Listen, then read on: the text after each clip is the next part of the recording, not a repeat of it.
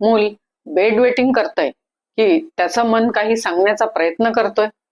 काही मुलं भीतीही रडून व्यक्त करतात, काही मुलं जिद्दीपणा करून व्यक्त करतात, तर काही मुलं अशी असतात जी काहीच बोलत नाहीत. परंतु याचा अर्थ असा नाही की त्यांना काही फील होत नाही. कधी कधी मुलं बेड वेटिंगच्या रूपाने त्यांच्या भावना व्यक्त करतात. बऱ्याच पालकांचा प्रश्न असतो, डॉक्टर, आमचं मूल एवढं मोठं झालं तरी बेड वेटिंग का करतं? याचं एक कारण नसतं. काही मुलांमध्ये गाढ झोप हे कारण असू शकतं, काही मुलांमध्ये शारीरिक कारण असू शकतात.